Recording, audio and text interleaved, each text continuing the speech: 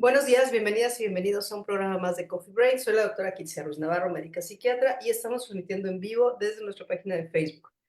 Estoy en compañía del equipo de especialistas de Brain and Mind. Hoy está con nosotros la maestra Claudia Guillemont, psicóloga con maestría en terapia familiar, con formación en prácticas narrativas y terapia focalizada en emociones. Buenos días, Claudia, Hola, bienvenida. hola, buenos días a todas y a todos.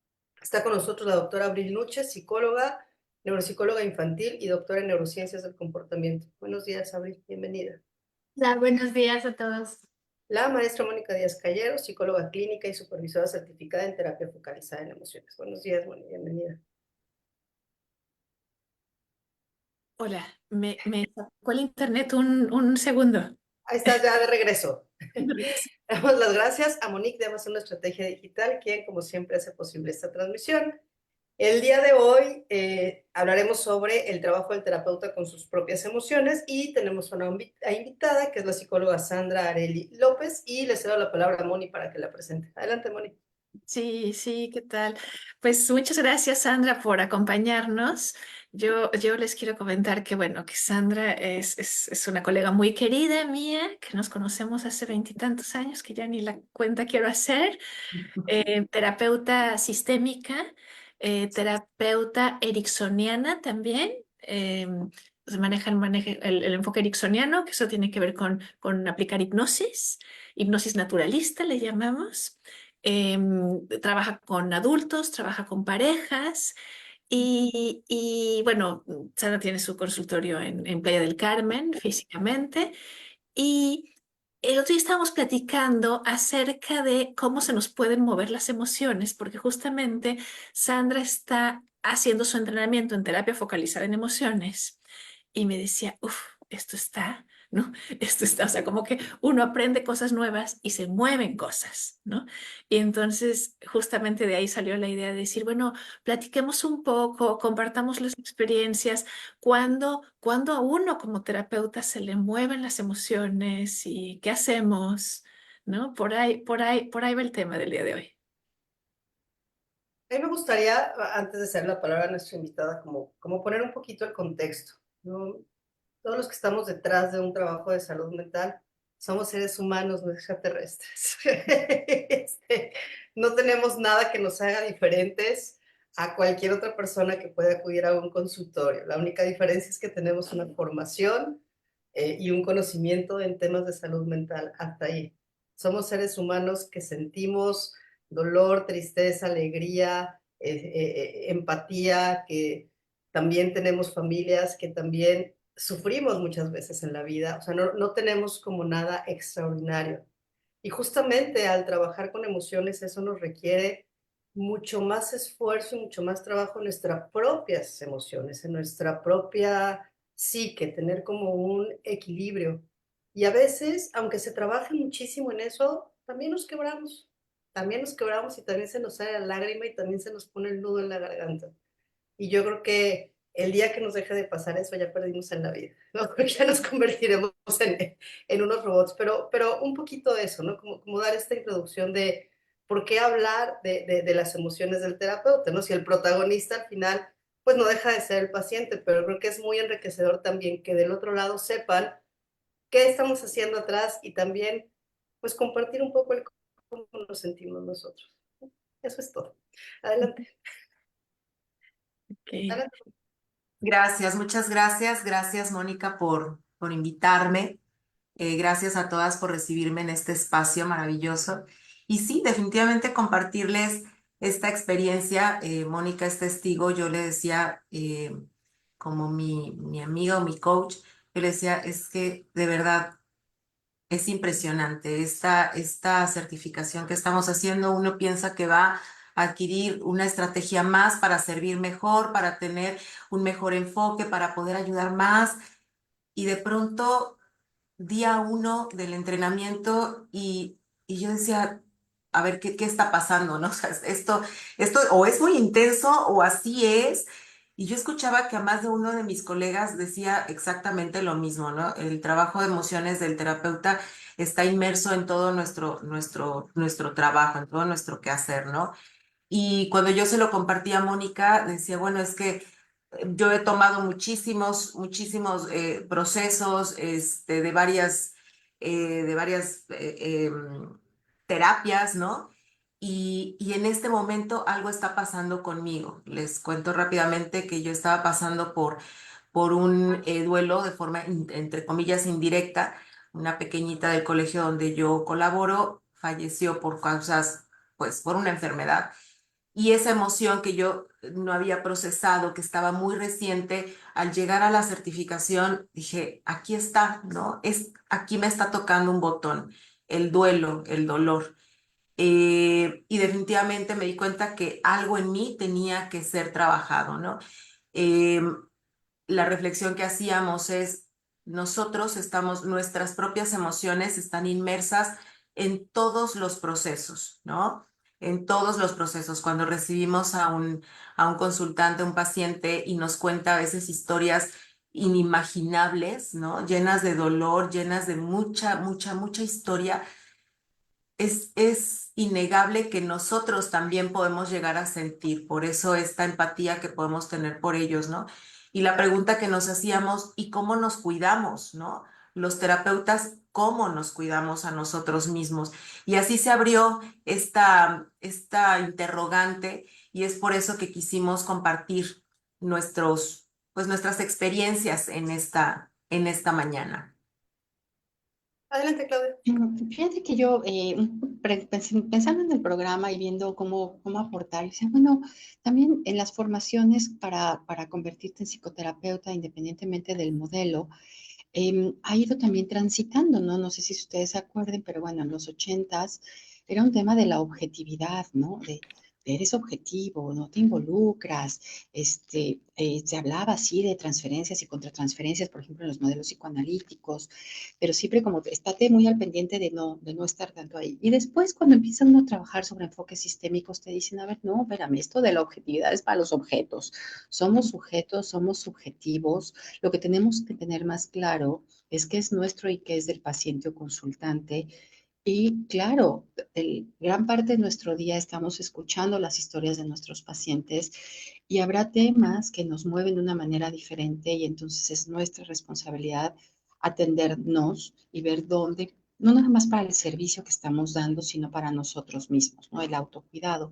Pero sí quisiera como señalar que ha habido también un proceso histórico que va partido de la objetividad a la subjetividad, lo que se llamaba la cibernética del primer orden, la cibernética del segundo orden, donde diciendo no puede ser alguien que observa desde fuera, cualquiera que está observando ya esté inmerso en ese sistema y lo cambia.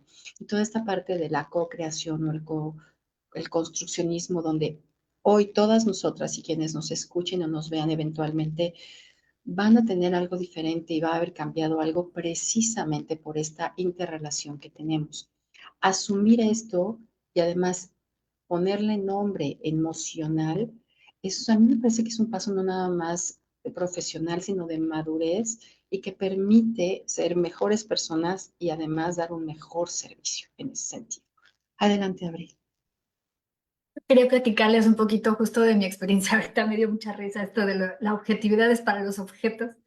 Porque justamente, ¿no? Yo desde que entré a la facultad, entré en este rollo de yo quiero lo neuro y me encanta lo neuro y pues empiezas aprendiendo sobre lo neuro, entonces me encantaba y de investigación y luego en la UNAM, no, ratas, ¿no? Entonces me fui alejando y alejando y alejando de la clínica cada vez más. Por ahí en los últimos semestres pues te obligan a tener algunas clases de clínica, ¿no? Son a fuerzas. Entonces me metí justo a una clase de terapia familiar y no me acuerdo, y son muy vivenciales.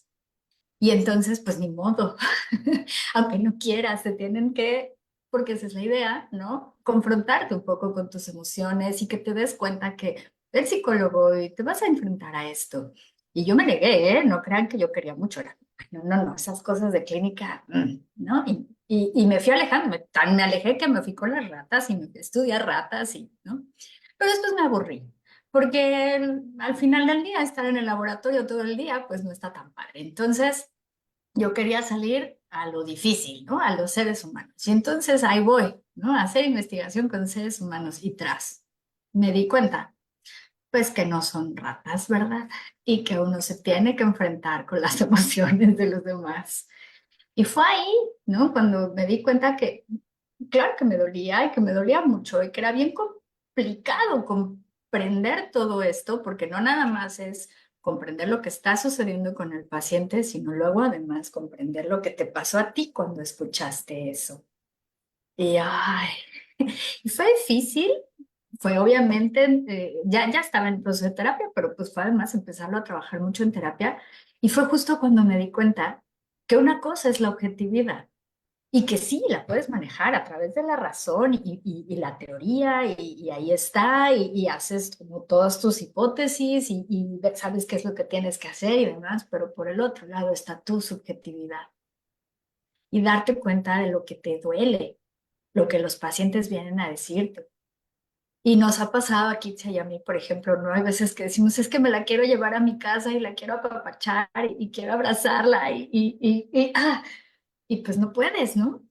Entonces, ah, esto es difícil y creo siempre que es algo que tenemos que trabajar y que tenemos que estar continuamente hablando. Ujú. Adelante, Moni. Adelante, Moni. Sí, sí, sí, sí, sí. Y bueno, a mí me gustaría comentar esto de la psicoterapia para los psicólogos clínicos, ¿no? O sea, que de pronto puede ser así como que, ¿tú por qué vas al psicólogo? ¿No eres psicóloga tú? O sea, como que, ¿cómo? ¿No? O sea, como que algunas personas pudiera extrañarles que los psicólogos vayamos al psicólogo, como que, ¿no? Pues como que tú tendrías que tener suficientes herramientas. Pero sí, es muy importante y todas las colegas que estamos aquí hemos ido o estamos yendo actualmente a algún proceso de psicoterapia. Yo puedo pensar como desde esas veces en que era, bueno, pues ya que estoy estudiando psicología, habría que tener un proceso de psicoterapia. Y uno, que es que no tengo nada que trabajar y es mentira. Claro que tienes un montón de cosas que trabajar, ¿no? Cuando estaba aprendiendo MDR también yo decía, "Ay, yo quiero sentir, ¿cómo se sentirá MDR? Pues a ver, pues yo no considero que tenga yo tan grandes traumas, pero no, bueno, a la hora de que le empiezas a entrar, claro que tienes un montón de cosas que procesar y, y ahora el nido vacío y ahora estás en otra etapa de vida y uno necesita tener, o sea, yo sí les puedo platicar, he estado en diferentes terapias, con diferentes terapeutas, con diferentes enfoques.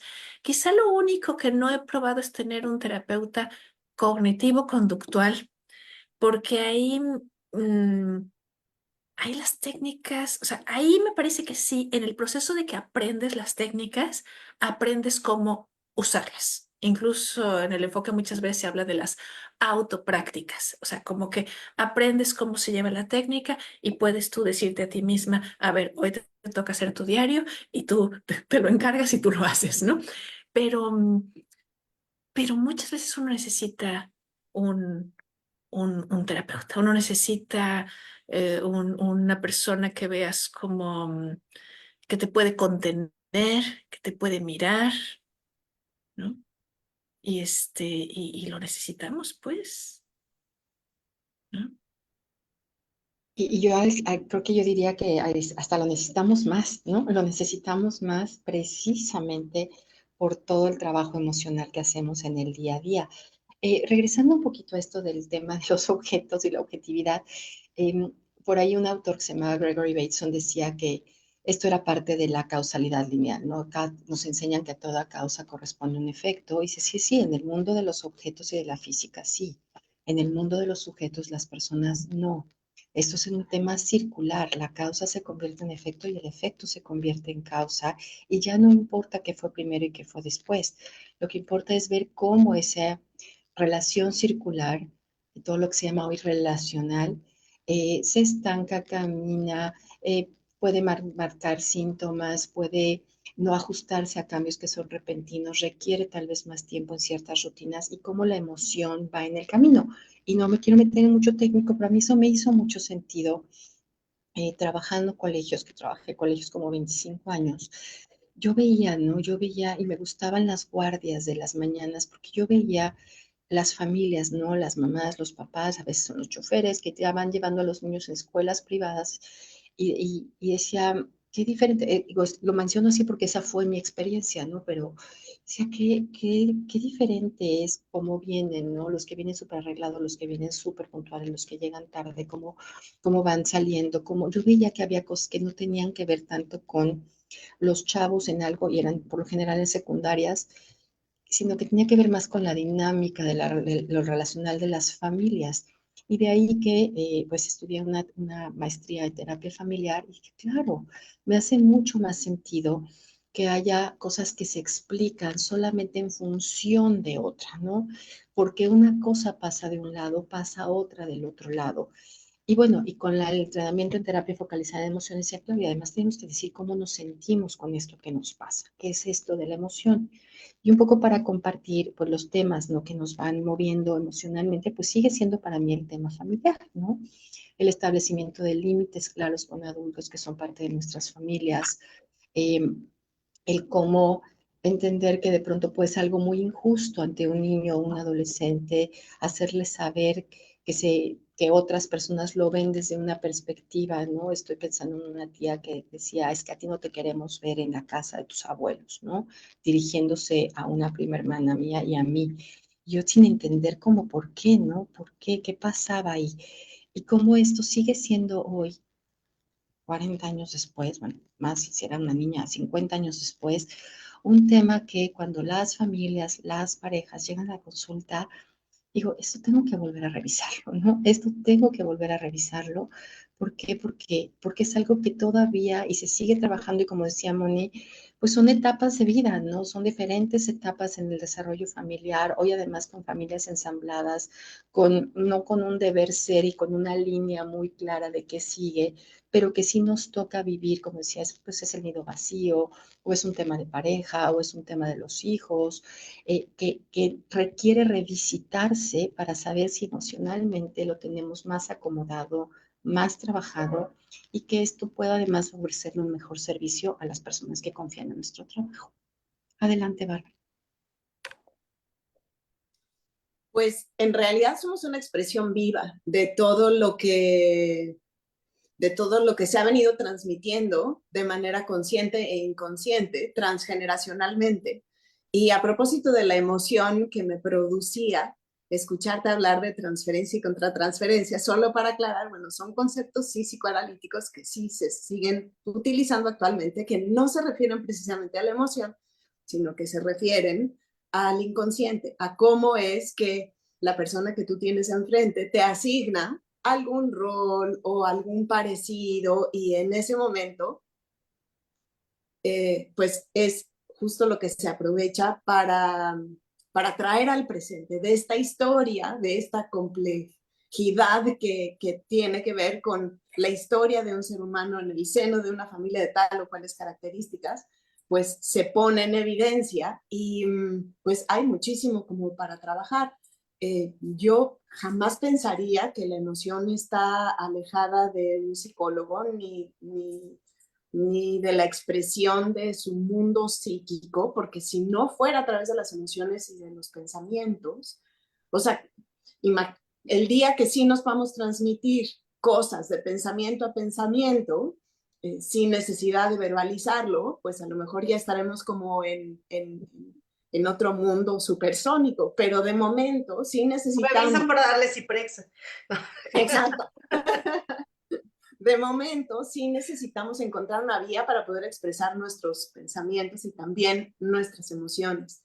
Así que todo el tiempo estamos trabajando, no hay manera de objetivizar, no hay manera de convertirnos en objetos, todo el tiempo estamos nosotros y nuestra subjetividad en combinación con los otros y sus subjetividades en acción y es justo la riqueza que le aporta al tratamiento psicoterapéutico, pues 1 millón de posibilidades. Adelante, Sandra. Claro, yo escuchaba a Abril y hablaba a todas, pero particularmente cuando hablaban de la objetividad, claro, no somos objetos, ¿no? Yo pensaría, bueno, sí, o sea, de alguna manera necesitamos ser dentro de nuestra subjetividad, también ser objetivas y por eso las técnicas y las estrategias, pero definitivamente somos humanos, seres humanos al servicio de otro humano, y cuando nosotros podemos acceder incluso a este espacio tan emocional nuestro, podemos incluso llegar un poco más allá a esta persona. Yo creo que compartiendo un poco la opinión de Mónica, yo he estado en varias terapias y en varios enfoques y nunca me he animado a ir a un cognitivo conductual. Yo no tengo nada en contra de la corriente, sé que es muy buena para muchas cosas, pero para alguien me considero bastante afectiva, tan afectiva como yo, no sé si encontraría ese espacio y me hago esta reflexión porque para mí el tocar las emociones como persona, a mi persona, me parece una herramienta principal, ¿no? Y cuando lo puedo contactar en la consulta con mis consultantes, he encontrado un camino directo a eso que a veces llegan con esta necesidad de ser atendido, se sienten precisamente así tan entendidos, ¿no? Que es como obviar muchos pasos y llegar al punto, ¿no? A ese espacio, ese núcleo que es la emoción, lo que no han podido resolver, lo que los tiene tan a veces atorados en esa situación que es difícil. ¿Y cuál fue el medio? Mi propio vínculo a través de mi emoción. Y yo diría, bueno, sí, o sea, la objetividad de la técnica, la subjetividad del psicólogo, pero cómo esta subjetividad volverse al servicio sin que atente contra el consultante o contra mí, porque si yo no estoy en orden con esa emoción, ¿no? Le puedo transmitir eso que tampoco es suyo, que es mío y que necesito trabajar, que necesito atender, ¿no? Por eso lo importante es nuestro trabajo personal, para que no sea la cola de todos mis pendientes más los de todos mis pacientes lo que les transmita y luego, bueno, pues se vuelva todo una mezcla en alguien que venía por algo y resultó llevarse otra cosa, ¿no? Por ejemplo. Ujú, ujú. Sí, sí, sí, sí. Sí, sí, a mí me parece importante lo que está señalando Sandra de hasta dónde es mío y yo necesito trabajarlo en mi propio espacio, hasta dónde esta es una emoción coherente con lo que está sucediendo aquí y ahora en este espacio y está bien expresarla, pues, o sea, lo que quiero decir es, los psicólogos clínicos no tenemos atole en las venas, ¿no? O sea, o sea, también sentimos, ¿no? Y uno puede, y quizá esto a mí, esto yo creo que es algo que en lo que yo me he ido liberando un poco con la madurez. O sea, quizá cuando uno es psicólogo con poquita experiencia, tratas de mantenerte como muy compuesta, muy, ¿no?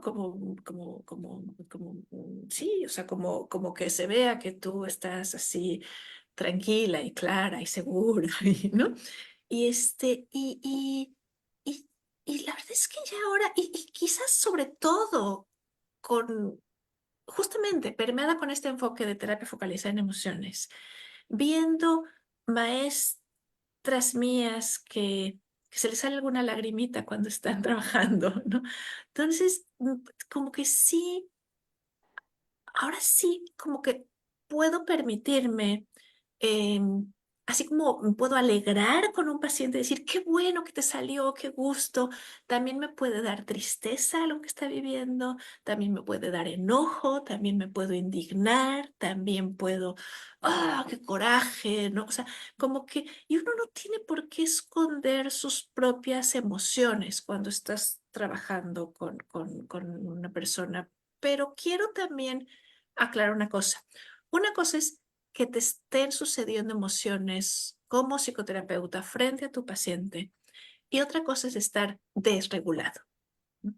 Si estás desregulado es cuando no estás gestionando adecuadamente tus propias emociones y con eso sí tenemos que tener mucho cuidado, ¿no? O sea, una cosa es que mi terapeuta muestre emoción y otra cosa es que yo sienta que yo tengo que, no llores, no, o sea, que yo tengo que contener a mi terapeuta y eso sí estaría fuera de lugar, ¿no? Quiero hablar de un mecanismo que se llama corregulación. Los seres humanos regulamos nuestras emociones unos con los otros, con el grupo, y lo podemos pensar tanto como un grupo de gacelas que de pronto una se asusta porque ve algo, y entonces la de junto pues no sabe qué es lo que vio la de junto, pero identifica el susto y también se asusta y corre en la misma dirección. Y la tercera también corre en la misma dirección y todas se contagian, digamos, de esta emoción, como uno se puede contagiar de la risa, como uno se puede contagiar de tantas cosas, ¿no? Pero sí, los psicólogos clínicos necesitamos tener cuidado de no contagiar nuestra propia emoción. O sea, nuestro trabajo sigue siendo, o sea, a nosotros es a quien nos toca contener y modular y ayudar a que nuestro consultante mm, pueda regular su emoción como resultado de la interacción con nosotros, un poco parecido a lo que puede ser una mamá o un papá, ¿no? Donde es, aquí estoy, puedo sentir contigo, pero aquí estoy. Yo como terapeuta tengo que ayudar a que mi paciente se regule. Y si no estoy pudiendo, pues necesito trabajar, ¿no? Necesito trabajar personalmente, qué es lo que se me está moviendo. Adelante.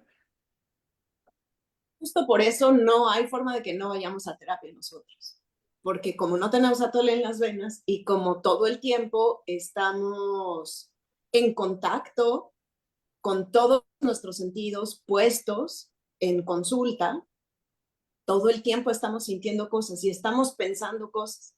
La diferencia es que es el psicoterapeuta y es la persona las que sienten, la persona que está en ese momento en consulta no es más persona porque está siendo priorizado su rol de psicoterapeuta. Entonces, no es que dejemos de sentir, lo que pasa es que la experiencia, la formación, tu propia terapia te ayuda a digerir eso que te está produciendo la situación, la narración, la historia, y puedes distinguir qué sí es tuyo y qué no es tuyo, y qué es conveniente en algún momento compartir con el paciente y qué no. Tienes que tener muy claro para qué le vas a decir algo que tú pensaste o algo que tú sentiste, si tiene que ver con la historia del paciente, si en ese momento tú lo consideras apropiado, porque todo el tiempo trabajamos con nosotros. Nosotros somos el instrumento, entonces estamos muy, muy al pendiente de todo lo que se va generando como para hacer esa distinción. Y claro, no se vale que nuestros pacientes acaben siendo nuestros terapeutas, ni no se vale, pero para nada. Nosotros no tenemos por qué, ni siquiera, me parece, desde el lugar desde donde yo trabajo, muchas veces hasta compartir cosas buenas o dar información extra. Claro que seguimos siendo personas, pero repito, no en el momento sí somos psicoterapeutas y lo tenemos que tener muy claro. Entonces, si tú le vas a contar, por ejemplo, porque te sale, te emociona que tu hija se acaba de titular, tú no sabes, es una noticia muy buena, a todo mundo le da mucho gusto, pero tú no sabes qué hay de la historia del paciente que pueda ser detonado por algo que tu paciente no te trajo a consulta, tú lo abonaste y tú no tienes idea por qué o para qué lo estás abonando, sino que simplemente te ganó la emoción y eso puede ser en muchas ocasiones un gran impedimento porque se nos salió, porque nos emocionó, porque se justifica, porque es parte como de el sentido común, sí, pero hay que tener mucho respeto por nuestro trabajo. O sea, tú no puedes detonar algo en la persona que tienes enfrente que no corresponda justo a eso que está siendo trabajado, ¿no? Y eso que es una noticia buena que a la mayoría le alegraría. Imagínense cuando se trata de, no hubo sesión porque se murió mi papá, o es que tuve un accidente automovilístico, y todo lo que eso puede generar, ¿no? A lo mejor si no se puede acudir a consulta, dependiendo de la relación y de lo que se esté trabajando con cada paciente, simplemente decir, me surgió un imprevisto, lo siento muchísimo, me comunico más tarde contigo para reagendar tu cita. Adelante, Abril. Sí. Voy a hablar sobre el cognitivo conductual, pero bueno, sobre este tema que dice Bárbara, creo que es cierto, hay que tener mucho cuidado con lo que compartimos, ¿no? A veces uno siempre como que te viene a la mente una anécdota, un ejemplo, una metáfora, algo que tú has vivido, ¿no? Y lo utilizas y está bien, ¿no? Solamente hay que buscar justo la manera en lo que la vas a utilizar y estar, es que yo siempre digo que cuando estamos dando terapias, tener un tablero de ajedrez en la cabeza, en donde estás pensando la pieza que tú vas a mover, cuántas otras más puede mover. O sea, tienes que estar pensando en todas las consecuencias de lo que eso puede generar. Y entonces vas generando todo lo que vas a decir y la verdad es que es bien cansado. Pero tiene uno que tenerlo siempre, siempre en la cabeza.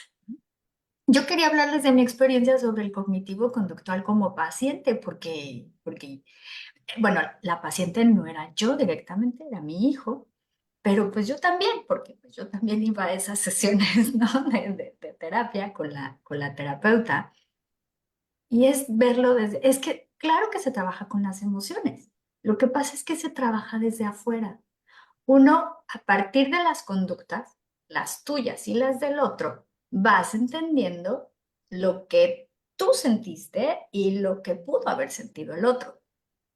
Y también vas entendiendo cómo necesito cambiar mi manera de ver y de hacer, de más bien de hacer las cosas, de decirlas, de comportarme, para que el otro entienda la emoción o sienta la emoción que yo quiero que sienta, ¿no? Y esto acá, sobre todo en cuanto a la diada, ¿no? Mamá, hijo, pues es súper importante porque es lo que yo le necesito transmitir a mi hijo para que él sienta de una manera, ¿no? Y si yo quiero que él aprenda a regular sus emociones y que él aprenda, pues la que tiene que aprender a regular sus emociones, justo como decías, Moni, pues soy yo. Entonces, ¿cómo es que voy a empezar a trabajar mi conducta? Y además, muchas veces no es, vamos, nada tremendo, nada súper trágico. No, es cómo te aguantas la prisa, por ejemplo, ¿no? El sí, ya vamos súper tarde, pero ¿no? Vamos con calma, hay que calmarnos, hay que hacerlo relajado, porque si no empezamos a generar estrés innecesario, ¿no? Algo que me pasó mucho una de las primeras sesiones, lo primero que me dijo la terapeuta es, a ver, tu hijo se ve más grande, habla como más grande y piensa como más grande, pero está chiquito. Tienes que tratarlo como chiquito porque es así y así siente. Y a lo mejor ¿no? Su lenguaje va por acá, pero su entendimiento de las emociones y manejo de las emociones, pues va con su edad. Y tienes que verlo así. Y eso fue como, ok, bien. Y entonces uno va entendiendo las cosas, pero desde afuera. Ahora el enfoque que va enfocado en emociones quiere ir desde adentro.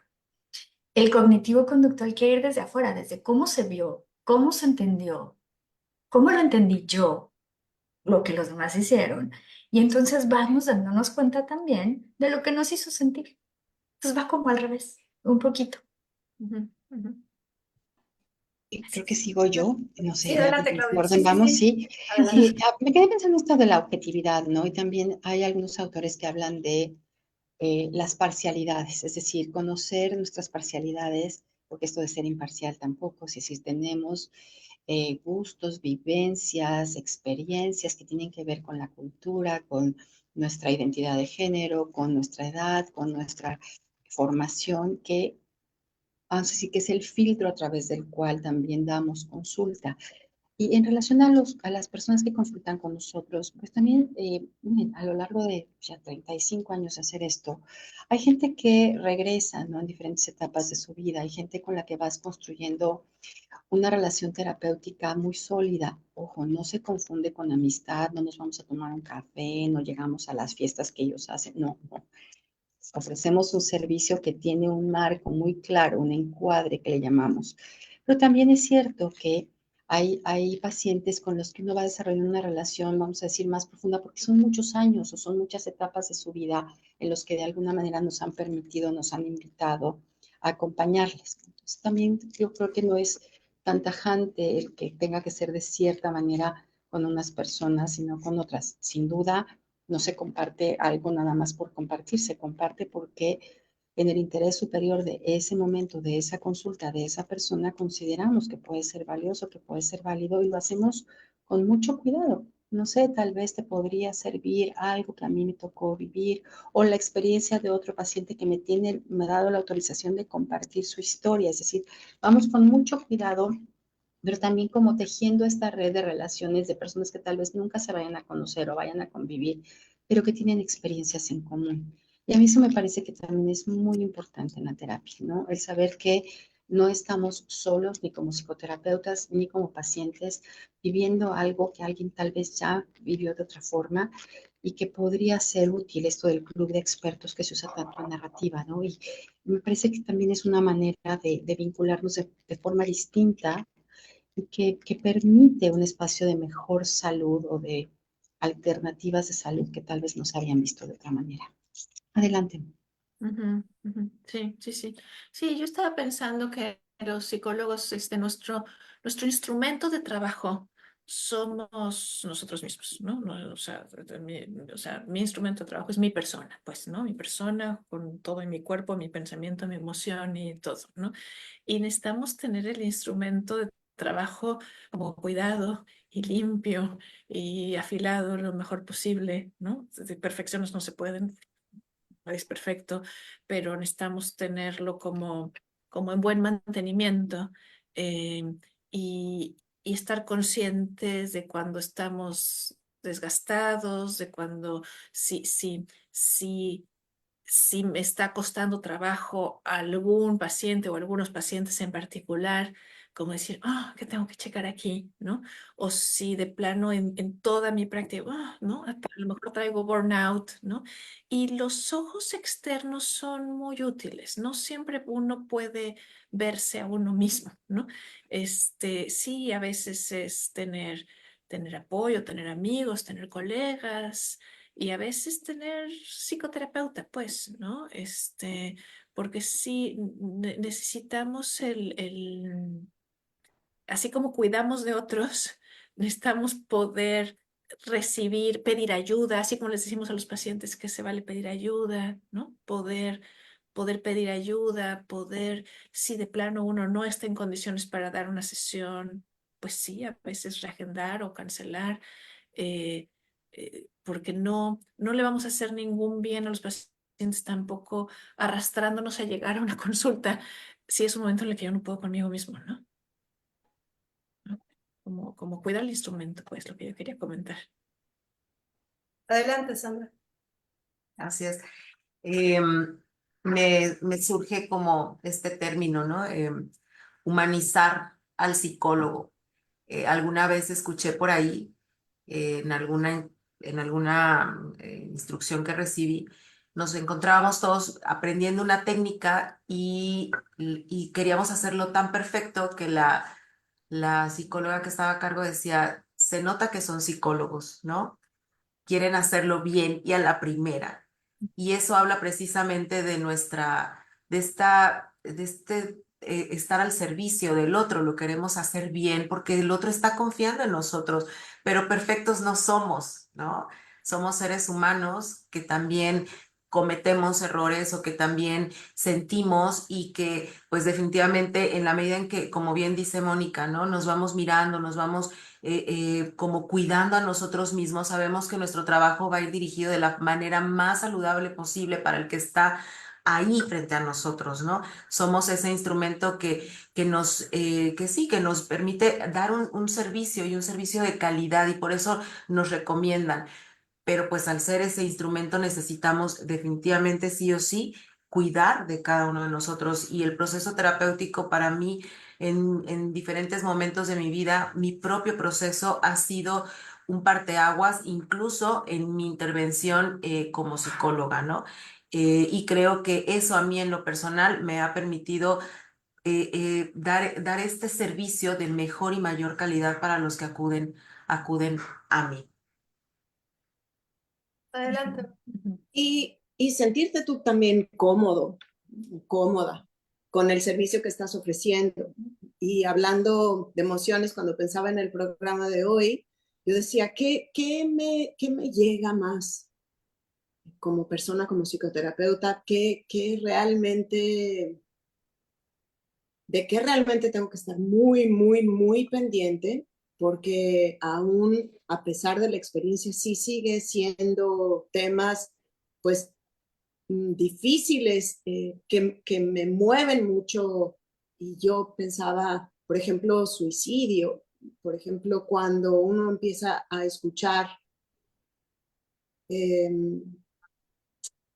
la desolación, o sea, cómo se escucha la desolación o el abandono o la tristeza profunda, la desesperanza. Y sí, mm, creo que los psicólogos, a propósito de cuidarnos, y a lo mejor es tema de otro coffee break, pero cómo también nos protegemos y no solamente pidiendo ayuda entre colegas, supervisando con nuestra propia terapia, sino que también nos valemos de ciertos formatos en donde nosotros establecemos nuestras limitaciones.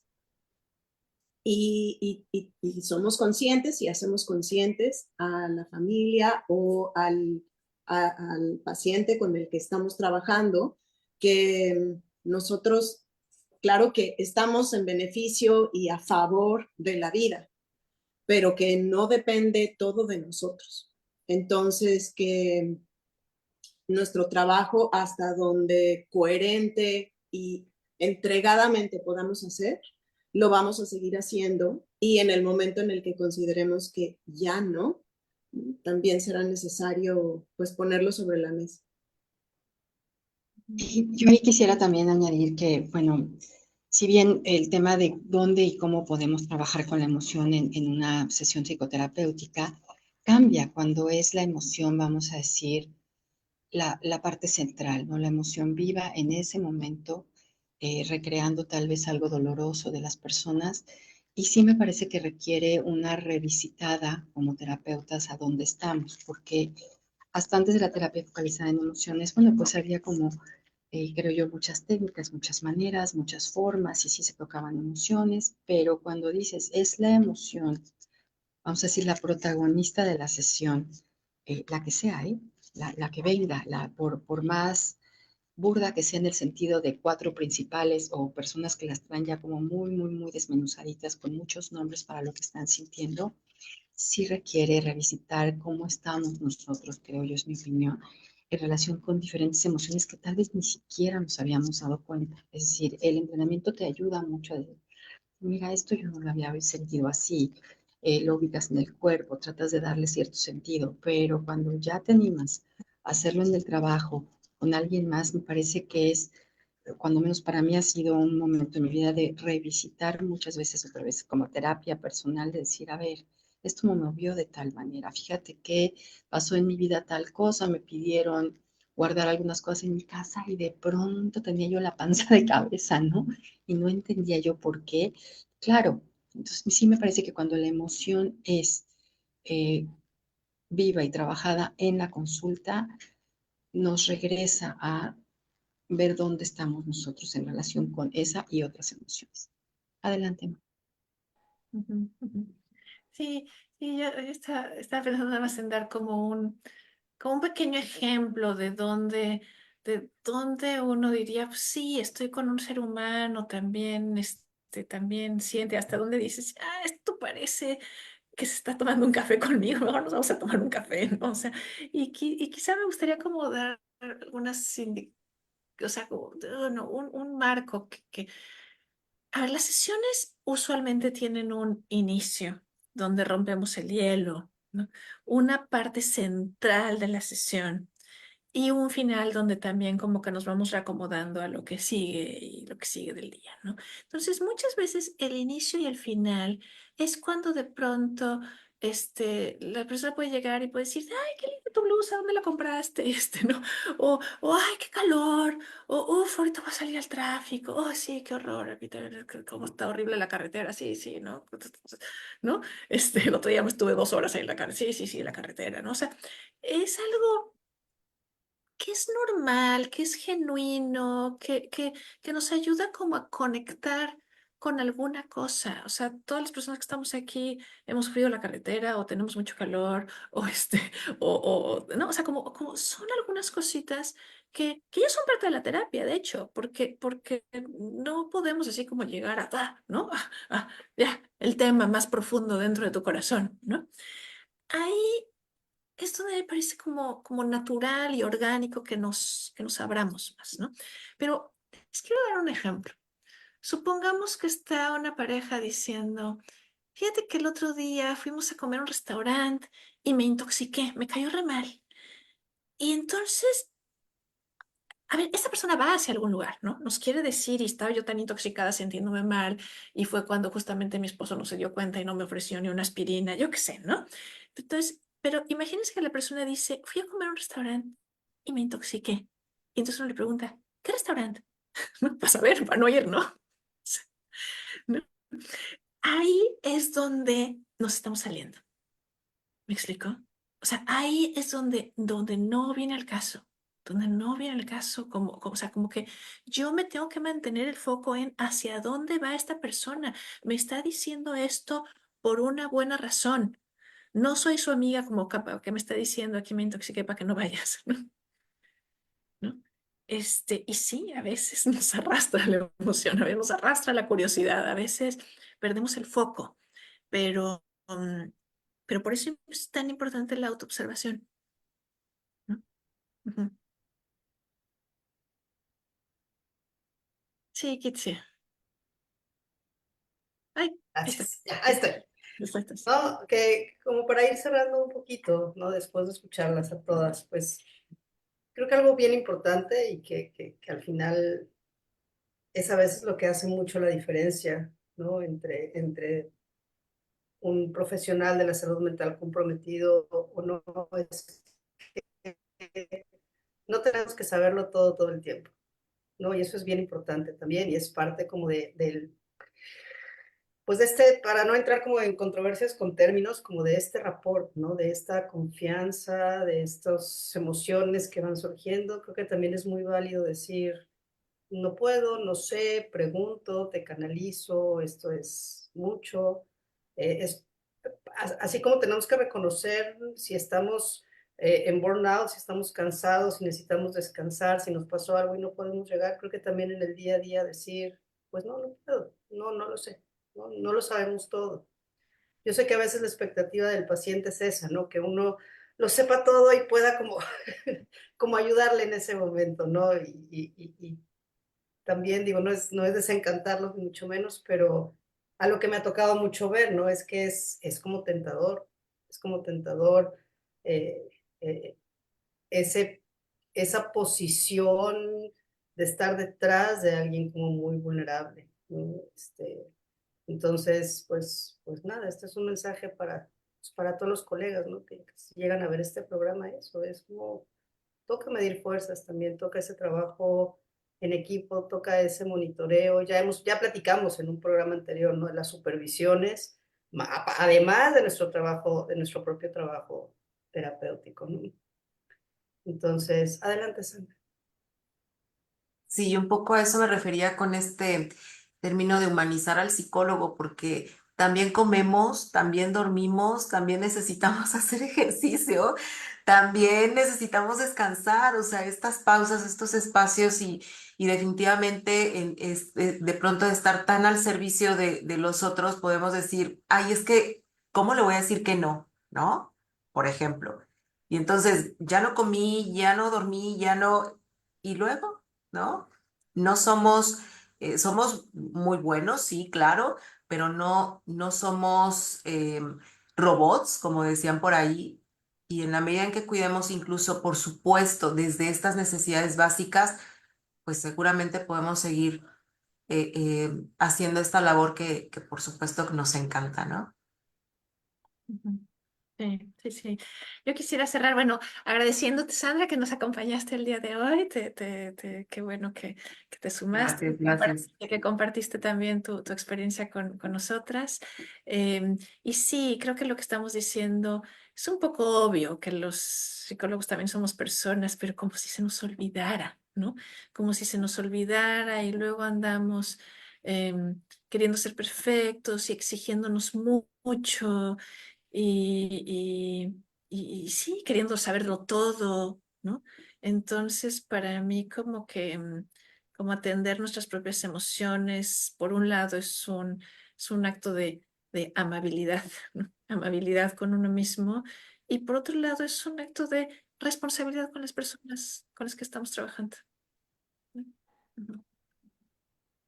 Adelante, Abril. Igual yo quería como pues terminar diciendo que a veces queremos ser perfectos, pero a veces también creemos que sabemos qué hacer, ¿no? Así de, no, ya sé, lo que tengo es que estoy deprimida y entonces voy a hacer esto. Lo que tengo es esto y con que nos vamos negando a ir a terapia, ¿no? Así, o a hablarlo, ¿no? Y entonces nos damos cuenta que estamos somatizando, pero no importa, o sea, yo puedo, yo sigo, yo puedo, yo todo, porque yo sé cómo hacerlo, ¿no? Ya sé lo que tengo y entonces yo ya reviso mis apuntes y ya sé qué hacer. No es cierto. Hay que hablar. Definitivamente para eso es la terapia, porque sí, no es que seamos ni tontos ni ignorantes, no, claro que sabemos, pero entonces sabemos que lo que necesitamos es hablarlo con alguien más y es tener este espacio en donde podemos decirlo, porque nada, ni los diarios, nada suple al escucharte decir todo lo que traes adentro. Nada lo suple. Así es. No sé si alguien más tenga algún otro comentario final. Pues la importancia de la humildad y la coherencia. Si es que uno está en beneficio y a favor de la vida, pues tendrá también que hacer ejercicio, comer bien, dormir, saber cuándo descansar y decir no en muchas ocasiones. Límites. Ay, me encanta esa palabra. Pues muchas gracias a todas y todos por acompañarnos, por sus comentarios. Muchísimas gracias a Sandra que nos acompañó el día de hoy. Muchas gracias, Bárbara, Abril, Claudia, Moni. Les recuerdo que el programa queda grabado en nuestras redes sociales, Facebook, Instagram, que pueden encontrar como Brain and Mind MX, y en el canal de YouTube. Los invitamos a que den like en la campanita para que lo compartan con sus amigos, familiares, conocidos, y a través de este medio poder seguir sensibilizando sobre temas de salud mental. A quien desee contactar con alguna de las integrantes del equipo de Brain and Mind, encuentra toda su información en brainandmind.mx. En la descripción de los videos queda el contacto de Sandra por si alguien la quiere contactar también. Muchas gracias a Monique de Amazon Estrategia Digital, quien hizo posible esta transmisión, y los esperamos la próxima semana, misma hora, por los nuevos medios, con el tema los efectos los efectos de los traumas y cómo superarlos. Muchas gracias y hasta la próxima. Luego.